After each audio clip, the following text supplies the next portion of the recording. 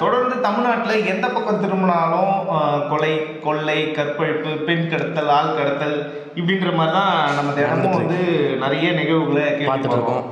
இப்போ ஒரு விஓ மேலே பார்த்தீங்கன்னா சாணி கரைச்சி ஊற்றிருக்காங்க. இந்த மாதிரி தமிழ்நாட்டோட சட்டம் ஒழுங்கு ரொம்ப சீர்கெட்டு போயிருக்கு. ஆனால் காவல்துறை சிறப்பாக செயல்படுது அப்படின்னு அவங்க சொல்லிக்கிறாங்க. நான் சொல்கிறேன் எப்படி ஒன்றும் இல்லை. காவல்துறை எந்த விதத்தில் சிறப்பாக செயல்படுதுன்னா திமுக அரசுடைய ஒரு கைப்பாவையாக தான் இன்னைக்கு செயல்படுது. அதோட ஒரு அணியாக செயல்படுது. அதுக்கு உதாரணம் என்ன அப்படின்னா, கடந்த சில நாட்களுக்கு முன்னாடி காடுவெட்டியில மாவீரன் ஜே குரு அவர்களுடைய முன்னாள் வன்னியர் சங்க தலைவருடைய சிலை திறப்பு விழா. இந்த சிலை திறப்பு விழாவுக்கு காடுவெட்டியுடைய ஜே குரு அவருடைய மகன் கனலரசன் என்ன பண்றாரு, மக்கள்கிட்டலாம் பணத்தை வசூல் பண்ணி QR கோடு மூலியமாக வசூல் பண்ணி அந்த சிலையை அந்த இடத்துல திறக்கிறதுக்கு வழிபடுறார். மக்களும் முன்னாள் பாட்டாளி மக்கள் கட்சியோட ஒரு நிர்வாகி, வன்னியர் சங்கத்துடைய தலைவர் அப்படின்ற ஒரு முறையில் என்ன பண்ணுறாங்க, இந்த காசெல்லாம் வாரி கொடுக்குறாங்க.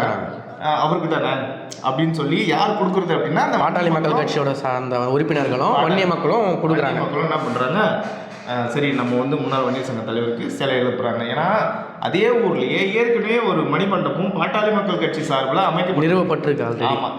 இதில் வந்து இவன் வந்து அந்த கனலரசன் அப்படின்ற அந்த தம்பி வந்து ரொம்ப சின்ன வயசுலேயே கட்சியில் சேரணும்னு ஆசைப்படும் போது அதுக்கு வந்து இந்த பாட்டாளி மக்கள் கட்சியில் இருக்கக்கூடிய மருத்துவர் அன்புமணி ராமதாஸ் என்ன பண்ணுறாரு, உங்கள் அப்பாவுடைய ஆசை நீ வந்து டாக்டருக்கு படிக்கணும் அப்படின்றது தான் அவரோட ஆசை, நீ வந்து அதை நிறைவேற்று, உனக்கு இன்னும் நாட்கள் இருக்குது, நீ அதுக்கப்புறம் வந்து கட்சிக்குள்ளே வரலாம், எல்லாம் பண்ணலாம். இப்போ அவர் டாக்டராவது தவிர்த்து திமுகவுடைய ஆக்டர் ஆகிட்டார்.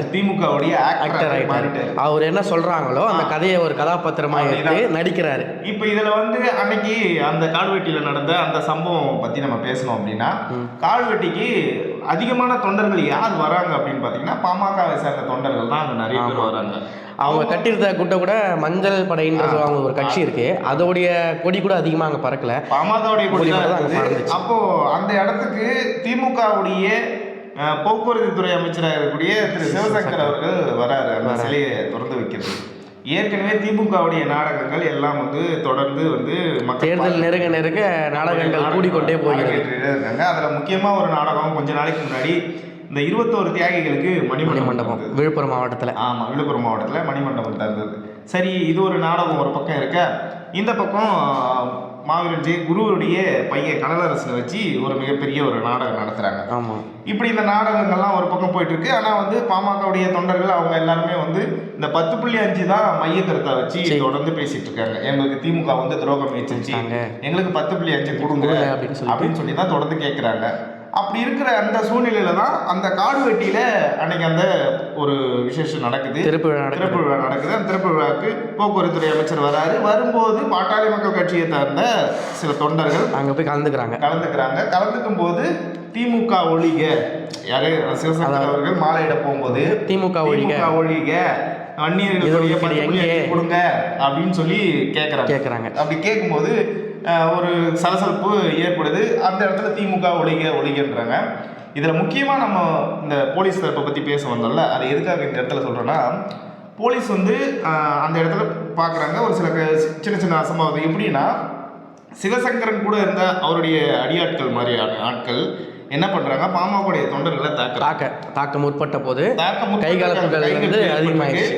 இது சம்பந்தமாக 2 நாட்களுக்கு முன்னாடி காவல்துறையில் வழக்குக்கு புகார் அளிக்கப்பட்டிருந்தது. ஆனால் அது சம்பந்தமாக எந்த ஒரு நடவடிக்கையும் இந்த காவல்துறை எடுக்கல. ஆனால் இதே வந்து அமைச்சர் சிவசங்கரன் அவர்களுடைய தூண்டுதலின் பேரில் நேற்று வந்து திடீர்னு வந்து ஒரு வழக்கு பதிவு செய்யறாங்க. பாட்டாளி மக்கள் கட்சியோட சேர்ந்த இளைஞர்களை இரவோடு குண்டர்களால் கைது செய்யப்படுகிறார்கள். பதிவு செய்து உடனே FIR ஃபைல் பண்ணி சிறையிலே அடைச்சிட்டாங்க. நைட்டா போய் அரெஸ்ட் பண்ணி எடுத்து போய் சிறையில் அடைச்சிட்டாங்க. அப்போ இந்த இடத்துல தமிழ்நாடு காவல்துறையை நம்ம வெகுவாக பாராட்டி ஆக. ஏன்னா இந்த கோயம்பேட்டில் இந்த கிளாம்பாக்கத்தில் வந்து ஆட்டோவில் ஒரு பொண்ணை கடத்தி கொண்டு போய் அதாவது பாலியல் வன்கொடுமை பண்ணியிருக்காங்க. அவர் பிடிக்கிறதுக்கு அவ்வளோ 2 நாள் ஆச்சு. அப்படி இப்படி ஏதோ ஒன்று பண்ணி பிடிச்சிட்டாங்க. அதுவும் உண்மையான குற்றவாளின்னு இது வரைக்கும் யாருக்கும் தெரியாது, பிடிச்சிட்டாங்க. ஆமாம், அது மாதிரி இந்த இவர் இருக்கார் பாருங்க, MLA ஒருத்தர் விஏவை சாணி வாரி காய்ச்சி ஊத்துறாங்க. இது ஒரு பக்கம் நடக்குது. அப்புறம் கிருஷ்ணகிரி மாவட்டத்தில் ஒரு குழந்தைய ஒரு 8 3 ஆசிரியர்கள் சேர்ந்து பாலியல் பலாத்காரம் பண்ணியிருக்காங்க. அது வந்து அந்த பொண்ணு என்ன புகார் அளிச்சிருக்குன்னு பார்த்தீங்கன்னா, இதுக்கு முன்னாடியே என்னால் ஸ்கூலுக்கு நிம்மதியாக போயிட்டு வர முடியாது, போயிட்டு வரப்பெல்லாம் இது மாதிரி செக்ஸ் டார்ச்சர் பண்ணுறாங்க என்ன அப்படின்னு சொல்லிட்டு அந்த பொண்ணு வாக்குமூலம் கொடுத்துருக்கு. அது கண்டுபிடிப்பாங்களா, என்ன பண்ணுவாங்க, தொடர்ந்து யார் அந்த சாரை தொடர்ந்து, யார் அந்த காரை தொடர்ந்து, மீண்டும் யார் அந்த சார்ன்ற நிலைமையில போயிட்டு இருக்கு. இப்படிதான் வந்து தமிழக காவல்துறை தங்களுடைய ஆட்சிக்கு, அதாவது திமுகவுடைய முழுக்க அவங்களுடைய ஏவல் துறையா மாறிடுச்சு. அதான் காவல்துறையா இருந்தது ஏவல் துறையாக மாறிடுச்சு. இப்போ இது ஒண்ணே ஒரு குலக்குற்றம் கிடையாது. திமுக ஒழிகன்னு சொன்னது ஏதாவது ஒரு குலக்குற்றம் இல்லையே. இல்ல அவ ஏதாவது அதுல என்ன ஒரு கருத்து சுதந்திரம் எல்லாருக்குமே இருக்கு. தன்னுடைய இனத்துக்கான சமூக நீதி மறுக்கப்படுது, எங்களுக்கு 10.5 கொடுத்தீங்கன்னா என்னோட மக்கள் வந்து வாழ்வாதாரம் வந்து மேம்படும் அப்படின்ற அந்த ஒரு கோரிக்கையை அவங்க உள்ளூர் வந்து நீங்க போடுற நாடகம் எல்லாமே தெரிஞ்சு என்ன பண்றாங்க, மக்கள் வந்து தன்னாலே விரும்பி எழுதுறாங்க. இது என்ன பண்றாங்க, இதுதான் வந்து சிவசங்கரன் அவர்கள் அவங்களாம் வந்து பாத்தீங்கன்னா, சிவசங்கர் அவர்களுக்கு முன்கூட்டியே இந்த பிரச்சனை நடக்கிறது தெரியும். எப்படியும் இங்க போனா பாட்டாளி மக்கள் கட்சி தொண்டர் வருவாங்கன்றது அவங்களுக்கு தெரியும். அதையும் மீறி நான் அந்த இடத்துல போயிட்டு ஒரு கலவரத்தை உண்டு பண்ணுன்ற கலவர நோக்கத்துல பண்ணிட்டு இப்ப அவங்க அந்த 3 இளைஞர்களை சிறையில் அடைச்சிருக்காங்க. இது எந்த விதத்துல நியாயன்றது யாருக்குமே தெரியல. இது ஒரு பக்கம் இருக்கட்டும். இப்ப இவருக்கு சிவசங்கரனுக்கு ஏற்பட்டிருக்கக்கூடிய தலைவலி என்ன அப்படின்னா, இதுக்கு முன்னாடி செந்தில் பாலாஜி அவர்களுக்கு என்ன நேர்ந்தது, மருத்துவர் ஐயா அவர்கள் அந்த மதுவுக்கு எதிரான கொள்கையில தொடர்ந்து நிலையெடுத்தாரு. அந்த மாதிரி மருத்துவர் அன்புமணி ராமதாஸ் அவர்களும் செந்தில் பாலாஜி இந்த டெட்ரோ பேக்லாம் கொண்டு வரது கடுமையா எதிர்த்தாரு. அதாவது டெட்ரோ பேக்னா என்னன்னா, எல்லாருக்கும் புரியுற மாதிரி சொல்லணும்னா மினி சரக்கு பாட்டில், அதாவது சின்னதா, இதெல்லாம் எதிர்த்தாரு. இதனால செந்தில் பாலாஜிக்கும் அன்புமணி ராமதாஸுக்கும் வார்த்தை மோதல் ஏற்பட்டு செந்தில் பாலாஜி அவர்கள் கிட்டத்தட்ட ஓராண்டுக்கு மேலாக சிறையில் இருந்து சிறைவாசத்தை அனுபவித்து விட்டு வந்திருக்கா. செந்தில் பாலாஜிக்கே இந்த நிலைமை அப்படின்னா சிவசங்கரன் அவர்களுக்கு எந்த மாதிரியான ஒரு நிலைமை ஏற்படும் அப்படின்றதான் இப்போ அந்த மக்கள் வந்து. அதுக்கு முன்னாடி நான் இன்னொன்று சொல்ல விரும்புகிறேன். இந்த இடத்துல சிவசங்கரன் அவர்கள் காடு வெட்டியார் அவர்கள் உயிரோடு இருந்தப்ப அவர் மேலே நிறைய வன்கொடுமை சட்டம், பல தடுப்பு சட்டங்களை ஏவி விட்டு அவரை சிறைக்கு செல்ல வச்சவரே முக்கியமான ஆளில் வந்து சிவசங்கரன் ஒரு ஆள். அதையெல்லாம் இது பண்ணாமல் சேலத்தில் எப்படி வீரபாண்டியாருக்கு எந்த அளவுக்கு ஒரு அழுத்தத்தை கொடுத்து அவரோட இறப்புக்கு காரணமாக இருந்தாங்களோ, அதே மாதிரி அரியலூர் மாவட்டத்தில் இதே சிவசங்கர்ன்ற ஆளு எத்தனையோ முறை திரு மாவீரன் அவர்களை வன்கொடுமை சட்டம் அது இதுன்னு போட்டு குண்டர் சட்டத்தில் கீழே போட்டு கைது பண்ணுறதுக்கும், அதுக்கப்புறம் அடியாட்களை அனுப்பியும் அவருக்கு உயிருக்கு பாதுகாப்பற்ற நிலையும் உருவாக்குறதுலாம் அவருக்கு துணையான என்னது பாட்டாளி மக்கள் கட்சி தான். அதில் இது இன்னொன்று பிரச்சனை என்னன்னா, அவருடைய மகன் கனலரசன், அவருடைய மருமகன் இருக்காரு மனோஜ்குமார்னு ஒருத்தர், அவருடைய மகள் குருன்ற முன்னாடி பேரை வச்சுட்டு ஒரு மாதிரி பண்ணிட்டு இருக்காங்க, அரசியல் பண்றாங்க. இப்போ சமீபமாக வந்து தமிழ்நாடு முதலமைச்சர் போய் சந்திச்சு ஏதோ பேடிஎம்லயோ கூகுள் பேலையோ காசு வந்திருக்கு போல, உடனே வந்து ஒரு ப்ரெஸ் மீட்டு, அன்புமணி அவர்கள் இப்படி பண்ணிட்டாரு, அவர் துபாய் கூட்டு போயிருந்தா காப்பாற்றிருக்கலாம், சிங்கப்பூர் கூட்டு போயிருந்தா காப்பாற்றிருக்கலாம் அப்படின்ற ஒரு பேச்செலாம் உலா வந்தது. அதுக்கும் இப்போ சமீப காலமாக முகநூலில் வந்து ஆதாரங்கள் வெளியாயிருக்கு. அதாவது காடு வெட்டியார் அவர்களுக்கு பாஸ்போர்ட் இருந்திருக்கு, பாஸ்போர்ட் வந்து காலாவதி ஆயிடுச்சு. அதையும் அதை வந்து இப்போ இங்கே முக்கியமாக இந்த விஷயத்தை ஏன் நம்ம வந்து நோட் பண்ணோம்னா, இவங்க மேலே இருந்த அந்த கேஸை வித்ட்ராவ் பண்ணாமல் இருந்தது இதே சிவசங்கர் தான். அதை பதிவு பண்ணுறதுக்காக தான் இவ்வளோ பெரிய கதை. அன்னைக்கு வந்து நீங்கள் அவர் மேலே இருக்க அந்த கேஸ் எல்லாம் நீங்கள் வித்ட்ராவ் பண்ணீங்கன்னா அவருக்கு பாஸ்போர்ட் ஈஸியாக ரெனியூவல் ஆயிருக்கும், குரு அவர்களை ஈஸியாக காப்பாற்றிருப்பாங்க, வெளியில் கொண்டு போய் காப்பாற்றிருக்கலாம். அன்னைக்கு அதை தடுத்ததும் இதே திமுகவை சேர்ந்த சிவசங்கர் ஆட்கள் தான்.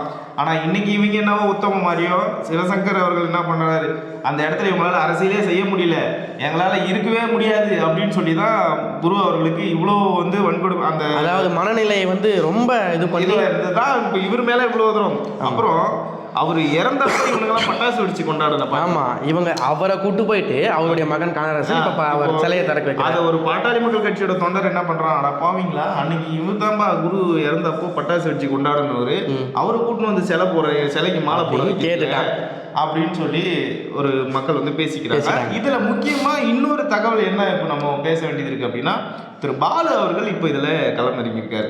என்ன அப்படின்னா, அவர் வந்து இது வரைக்கும் நம்ம பார்க்குறோம், எவ்வளோ வழக்குகளை பார்த்துருக்கோம். அந்த வழக்குகள்லாம் ரொம்ப ஒரு முதலமைச்சரே வந்து இப்போ ஒரு எக்ஸாம்பிள் சொல்லணும்னா, அந்த கோர்ட் வந்து அனுமதி தர மறுத்தது.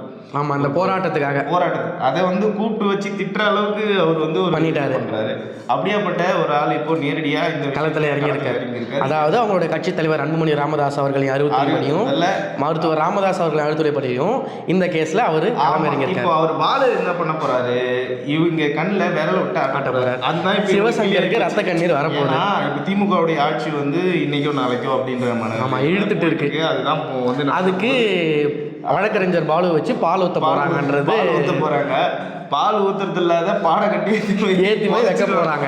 அவ்வளவுதான் வதச்சிடுவாங்க. அதுதான் இப்ப நடக்க போகுது. இது ஒரு பக்கம் இருக்கு. இல்ல இவங்களுக்கு வன்னியர் மக்கள்னாலே ஒரு ஏமாளியான கூட்டமாகவும் கொடி பிடிக்கிற கூட்டமாகவும் கோஷமோட்ட கூட்டமாக மட்டும் தான் தெரியுறாங்க. வன்னியர் ஓட்டு மட்டும் இனிக்குது, வன்னியருக்கு எது ஓட்டுக்கு தரோம்னா கசக்குதா? அப்படி இல்லை. அதுதான் இந்த அளவுக்கு ஏமாந்து போயிருக்கிற இந்த மக்களை வந்து ஈஸியாக ஏமாத்தலாம் தான் ஸ்டாலின் அவர்கள் நேற்றுக்கு ஒரு நாடகம் அரங்கேற்றாங்க. தொடர்ந்து நாடகமாக போடுறாங்க. அதில் ஒரு நாடகம் அரங்கேற்றாங்க. அதில் வந்து நேற்று முதலமைச்சர் அவர்களை 21 பேருக்கு மணிமண்டபம் கட்டினதுக்கு நன்றி தெரிவிக்கிறதுக்காக சில பேர் போகிறாங்க. அதில் சீவன் ராமமூர்த்தி மாணவர் வண்டு சுண்டு டகுலு எல்லாம் ஒன்றா போகுது. இதெல்லாம் போகுது. அதாவது பாட்டாளி மக்கள் கட்சியோட பங்காளி வேல்முருகன் தான். அவர் வந்து பொதுவாக அன்புமணி அவர்கள் எப்படி சொல்லுவார் அப்படின்னா, அவங்க ஒரு டகுல் அப்படின்வார். ஏன்னா இப்போ ஒரு 10-20 நாளைக்கு முன்னாடி வரைக்கும் கூட எப்படி பேசிட்டு இருந்தார் அப்படின்னா, கட்சி திமுக இப்படி பண்ணுது அப்படி பண்ணுது, வன்னியர்களை துரோகம் செய்து இதை பண்ணுது அதை பண்ணுது எல்லாம் பேசினேன். இன்னைக்கு போயிட்டு 20 வாழ்த்து மணிமண்டபம் விட்டுட்டீங்க. மணிமண்டபம் கட்டதுனால வன்னியருக்கு ஏதோ கிடைச்சிருச்சா? திரு வேல்முருகன் அவர்களை பார்த்து இந்த இடத்துல மக்கள் என்ன கேட்குறாங்க அப்படின்னா, நீங்கள் இந்த மணிமண்டபத்துக்கு வாழ்த்து தெரிவிச்சிங்க, ஓகே, நான் வந்து எம்எல்ஏ வேணாம், நான் வந்து ஆட்சிக்கு வந்தால் திமுக ஆட்சி வந்தால் நான் பேசி 15% இடஒதுக்கீடு வாங்கி தருவேன்னு சொன்ன வேல்முருகன் அவர்களே, இன்னைக்கு போய் ஏன் அறிவாலய வாசல்ல பிச்சை எடுக்கிற நிலைமைக்கு போயிட்டீங்க. ஐயா, திருமாவளவனுக்கும் உங்களுக்கும் என்ன வித்தியாசம் இருக்குன்றது தெரியல. ஐயா, எனக்கு ஒரு தடவை பேச வாய்ப்பு கொடுங்க ஐயா. ஐயா, நான் பேசக்கூடாது ஐயா. யார் பேசுறது? வேல்முருகன். அதாவது வேல்முருகன் பண்ருட்டி சட்டமன்ற தொகுதி சட்டமன்ற உறுப்பினர் வேல்முருகன் அறிவாலயம் வாசல்ல போய் மண்டிட்டு இருக்காரு. இவருக்கும் அந்த 21 பேர் செத்து போன அந்த தியாகிகளுக்கும் என்ன சம்பந்தம்? எதுவும். நீ அறிவாலி வாசியில அடைப்பு எடுக்க போயிருக்க, கரெக்டா? அவன் தன்னோட இனத்துக்காக உசுர கொடுத்தவன். கண்டிப்பா இதை ஒத்துக்கணும். அந்த மாதிரியான ஆட்களுக்கு நன்றி சொல்விக்க நீ யாரு? அதுல இன்னொருத்தவன் அந்த CN ராமமூர்த்தி. அவன்லாம் ஒரு மனுஷனாவே கிடையாது. அவன் ஒரு வாயை திறந்தாலே போய் எங்க, அதாவது ஒரு டகுல் கூட இன்னொரு டகுல் போயிருக்கு அப்படி சொல்றேன். சரி, 2 டகுல். இப்ப இதெல்லாம் கூப்பிட்டு வச்சு இது ஏதோ ஒரு நம்ம ஏதோ ஒரு காமெடி பாக்குற மாதிரி இல்ல, உங்க மரியாதை கொடுத்து அமைச்சிருக்காங்க. அதை வந்து வெளியே காட்டிக்கிறதுக்காக நான் வந்து மணிமண்டபம் தந்ததுக்கு வாழ்த்து சொல்றதுக்கு போனேன்ற மாதிரி வெளியே சொல்லிக்கிறாங்க அப்படின்னு பேசிக்கிறாங்க. ஆமா, இது கூகுள் பேல கிரெடிட் ஆச்சா போன் பேல கிரெடிட் ஆச்சான்னு சத்தியமா எங்களுக்கு தெரியாது, எனக்குமே தெரியல. இதெல்லாம் ஏதோ ஒரு படத்துல நம்ம ஒரு பாண்டியராஜ் ஒரு படத்துல வந்து எல்லாரையும் ஒரு ஏலம் எடுக்கிறதுக்காக கூப்பிட்டு போவார். 5 ரூபாய் 10 ரூபாய் 10,000 5,000 அந்த மாதிரி 30,000 பிம்பிளி காப்பில அப்படின்ற மாதிரி அந்த மாதிரி இதுங்களெல்லாம் பைத்தியங்க அப்படின்னு நினைச்சிட்டு பைத்தியங்கள்லாம் லைன்ல யாரு கூட்டின்னு போறது? ஸ்டாலின் கூட்டின்னு போறாங்க. அங்க இன்னொரு தக்லைஃப் ஒன்று நடந்துச்சு. அதாவது திமுகவோட பொதுச் செயலாளர் துரைமுருகன் அவர்கள் அவங்க வந்து வாழ்த்து சொல்றதுக்கு நிக்கிறாங்க. இப்படி நிக்கிறார் தலைவர்.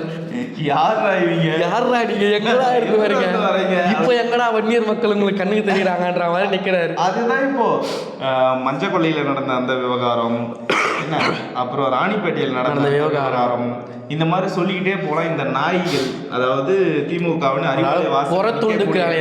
நாய்கள், எந்த நாயுமே அங்க வந்து உட்காரல அப்படின்னு தான் மக்கள் சொல்றாங்க. நம்ம மக்கள் சொல்லிக்கிறாங்க, பேசிக்கிறாங்க இந்த நாய்கள் அப்படின்னு சொல்லி. நம்ம அதுல மரியாதை குறைவா நம்ம பேசக்கூடாது. அவங்க ஒரு முக்கிய பொறுப்புல இருக்காங்க, தப்பு. அவங்க வந்து எப்படியாப்பட்ட ஆள் அவங்களாம் அப்படி பேசக்கூடாது. அந்த மாதிரியான நாய்கள், சாரி அத மக்கள் சொல்றாங்க, அந்த நாய்களை, அந்த மாதிரியான நாய்கள் வந்து புறத்துண்டுக்காக அறிவாலயம் வாசல்ல அடைப்பெடுக்க போயிருக்கு. சரி, இது ஒரு பக்கம் இருக்கட்டும். இந்த பக்கம் திரும்பி பார்த்தா இந்த இவரெல்லாம் இருக்க பொன்முடி, அப்புறம் அந்த கூட இருக்கக்கூடிய அல்லகைகள், அதாவது அமைச்சர் பெருமக்கள் சொல்லிட்டு அவர்கள் கூட வேலையாட்களாக வைத்துக் கொண்டு அவங்க சிரிக்கிறாங்க. விழுப்புரம் நம்ம கண்ட்ரோலுக்கு வந்துடும். விக்கிரவாண்டியில வாங்கின அடிக்கு விழுப்புரத்துல நம்ம சரி கட்டிடலாம், பண்ணிடலாம். அது இப்போ அதுதானே இப்போ இங்க பிரச்சனையே. எங்க இங்க அரசியல் வந்தா, அதாவது எலெக்ஷன் வரப்போகுதுன்னு தெரிஞ்சா இந்த மாவீரன் குரு அவர்களுடைய எதிரிகள் சொல்லக்கூடிய அவங்க குடும்பத்தார் எங்க இருந்து வருவாங்கன்னு தெரியாது. அரசியல் வந்துட்டா போதும் 3 மாசத்துக்கு முன்னாடியே பொட்டி பொடிக்கெல்லாம் கழிட்டு சபரிமலைக்கு போறப்ப ஒரு 48 நாள் விரதம் இருப்பாங்கல்ல, கான்செப்ட் என்ன அந்த மாதிரி போயிடுறாங்க. நாளைக்கு பேமெண்ட் உண்டு 80,000 ரூபாய். அந்த 80,000 ரூபாயில 30,000 ரூபாய் போக்குவரத்து செலவுக்கு, அதாவது காருக்கு, அதாவது திமுக வாங்கி கொடுத்த காருக்கு, திமுக வாங்கி கொடுத்த காருக்கு பெட்ரோல் செலவு, இவங்களோட சாப்பாடு செலவு, அது போக இதர செலவுகள், அதாவது அந்த உணவுடை, சரக்கு மிடுக்கு, சரக்கு அவங்க ஃபுல்லாக குடியார பசங்க குடிச்சிட்டு ஒரு நாடகம் போட்டு கையை உடைச்சிட்டேன். கரெக்ட். அவங்க குடியார பசங்க.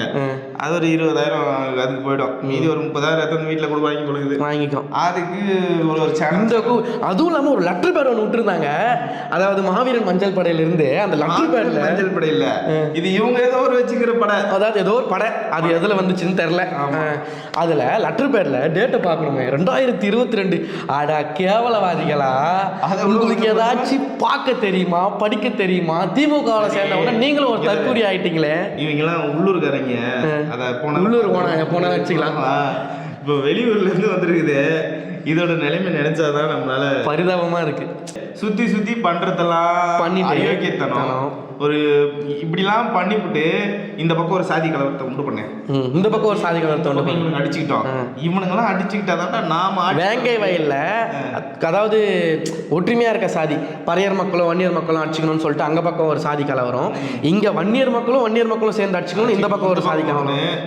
என்ன சுத்தி. ஆனா நான் தான் சொன்னேன், இது வந்து அவங்களுடைய ஸ்ட்ராட்டஜி, அதாவது வந்து அது ரெகுலரா ஃபாலோ பண்ணி இதுக்கு தான் 300 கோடி கொடுத்து பிரசாந்த் கிஷோர் வர வச்சாங்க போல இருக்குது. ஆமா, அவனோட ஸ்ட்ராட்டஜிக்கு இவங்க காலங்காலமா பண்ற ஸ்ட்ராட்டஜி பிரசாந்த் கிஷோருக்கு இல்ல, இவங்க பிரசாந்த் கிஷோருக்கு இந்த ஸ்ட்ராட்டஜியை சொல்லி தருவாங்க. ஐபேக்கோ இவங்க தகவல் கத்துக்கிட்டு ஐபேக்கே சொல்லிடுவாங்க, ஏய் நீ இவனை அடிச்சு கொடு, அவனுக்கு எதிராக அவன் 4 பேரா அவனை கூட்டணும், அவனை காலி பண்ணு, இவனை காலி பண்ணி எதனா பேசுறேன் நான் பாத்துக்கிறேன், போலீஸ் கண்ட்ரோல், அவ்வளவுதான், காவல்துறை என்னோட கண்ட்ரோல்ல இயங்குது, நீ பேசு என்ன பேசு நான் பாத்துக்கிறேன் அப்படின்னு சொல்லி பேச விட்டுட்டு இன்னைக்கு வந்து அறிவாலி வாசல்ல வர வச்சு ஐயா கும்பிடுறேன் சாமி கும்பிடுறேன் ஏதாச்சும் போடுங்கிற மாதிரி தெரியுறீங்க அப்படின்னு.